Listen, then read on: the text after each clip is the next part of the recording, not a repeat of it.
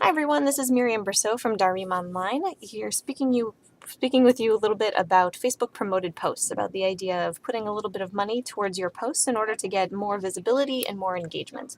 So before we jump into Facebook promoted posts, I'm going to give you a little bit of context. And first of all, the most important thing to remember is that the majority of engagement, of interactions that happen with different pieces of content on Facebook happens in the news feed itself. And that's that main part of Facebook that when you sign in, where everyone has their posts and their comments and all that good stuff. And Facebook has a formula, an algorithm that decides what kind of content rises to the top of that newsfeed and therefore gets more attention and more interaction, and what kind falls to the bottom. And so any piece of content that's posted to Facebook, whether it be a text update or a link or a photo or whatever it is, that newsfeed item, the object, is subject to different factors that decide where it falls. The first one is certainly the most obvious, and that's time decay or chronology, how recently it was posted onto Facebook. So, of course, more recent posts end up higher up in the newsfeed. But there's a couple other factors that are maybe a little less intuitive. One of them is what Facebook refers to as edge weight, which is how much a post has already been engaged. So, how much it's been liked, how much it's been commented on, and especially how much it's been shared. And they're really weighted in that order. A like is not quite as important as a comment, is not quite as important as a share. Getting someone to share your content is really the holy grail of working on Facebook. That's what really gets attention. And the last quality that determines where a piece of content falls in the newsfeed is something called affinity. Essentially, how much the person or the page that originally posted the comment has in common with your page, with the person viewing it. And so between two people who have a lot of friends in common, who are tagged in a lot of pictures together, who attend a lot of the same events, they're going to see one another's content posted very frequently, and I'm sure you've experienced this in your own life on Facebook. But for two people who have very few friends in common, don't really interact that much, or maybe they don't sign into Facebook all that often, they're not going to see one another's content really all that often. So what has happened recently is that Facebook has changed this algorithm. They've added many, many more data points. There's over 100,000 data points that decide which pieces of content rise to the top and which fall to the bottom, which is kind of annoying for we folks who are working in the nonprofit sector and are trying to get some attention and get some interaction and really build community using social media. And so what's happening is really only about 10 to about 16% or so of your fans are going to see any individual post put up at any given time. And that's not really a way to build it's hard to build a really consistent, engaged community with that level of interaction. And so what Facebook is sort of forcing us to do, and something that we should consider if we want to keep working in this space, is to put a little money towards the problem and get some more engagement in our posts by increasing the visibility of individual posts. And that's where Facebook promoted posts come in. And so here I am on Facebook. I'm signed in as a page that I own, which is called Stereo Sinai. And I have decided that I would like to promote this post. And we'll talk a little bit about what kind of posts to promote in just a moment. But first of all, I've gone into this page as Stereo Sinai. I've crafted my post, tagged another organization, put a video in, and right here in the bottom right corner, you'll see that my options are to post this or to boost this post. And so I'm going to click on Boost Post. And here are some of my options. So first of all, I can decide what is the audience that I want to see this post. Targeting people who like my page and their friends, I think, is a great way to start, and we'll focus on that for today.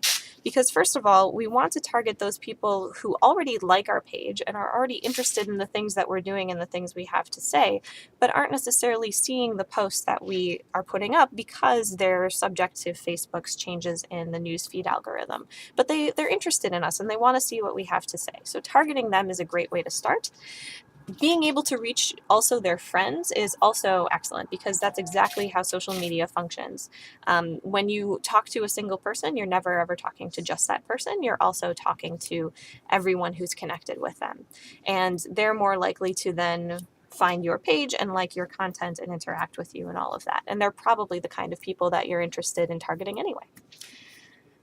So we choose our audience. We set our budgets. I wouldn't necessarily, you can throw a lot of money at this, but certainly starting small and testing and seeing what works is a great way to start at first. Facebook has a couple defaults, but you can also choose your own. And putting even $1 or $2, $5 or so towards a post is a great way to start, just to see how it bumps things up and increases engagement. Facebook will tell you about how many people you can expect to reach. And this essentially means, will your post show up at the top of their feed at some point within the duration of this campaign? And so if we change the budget, if we change the length of time, then this number is going to change. So for instance, if I were willing to put $35 towards this, then already the number of people that I could potentially reach at least doubles. But if I then change the duration, if I want to run it for a week instead, it changes again a little bit. I would recommend throwing a couple dollars at an initial post just to test things out, and not running a promotion for any more than 3 days. After that, posts tend to go a little bit stale. And so you either want to just run a very short, quick campaign, or run a series of posts that are tweaked a little bit and changed each time, that each run for 2 or 3 days at a time. So I already have a PayPal account that's connected to my Facebook account, and so that's automatically entered in this payments section here. If you have never connected a PayPal account or a credit card into Facebook, then Facebook will walk you through that process the first time you decide to boost a post. And it's quite simple, and it is safe. Your information is kept secure. All you do is set your budget, and you are off and running. You put up the post, and you'll see right away that you'll get more visibility. More of your fans will definitely see that post. It will have the tiny word "sponsored" underneath the post, but it will show up in the news feed itself, which is a huge advantage because, first of all, it doesn't show up on that right side of the feed, which we'll look at for just a moment. It won't show up in that right side of the feed where there are obvious ads under this sponsored section here. It will show up in the actual feed here. That's great because it doesn't look as much like an ad. But on top of that, you're also able to capture more people who are looking at Facebook on their phones, looking at Facebook mobile, because these sponsored ads on the right side here don't show up on mobile phones, but the regular news feed does. And so that puts you at a huge advantage. So essentially what you're doing when you promote a post or when you boost a post is you are getting greater visibility, you're getting potential for greater engagement, and then once that post has been engaged with more, then the rest of your posts are more likely to get more engagement from those people as well. So I would recommend that you try it out, but remember that Facebook and social media are not transactional in nature. They are relational. So I would make sure that the first posts that you decide to play with boosting are not the kinds of posts that are asking people to give money or asking people to come to a particular event. Stay away from those posts that sound like ads, and go for something that feels a little bit more about making human connection, something that ends in a question mark, something that asks for feedback, something that shares a cool piece of content that someone else created and can kind of build that social capital. Start with that, and get yourself at the top of the newsfeed, get yourself in people's brains more often and more deeply, and from there you can increase your engagement and continue to build your community. So I hope this has been helpful. I will put some additional resources into this post, and we'll see you on Facebook. Thanks for tuning in, everybody.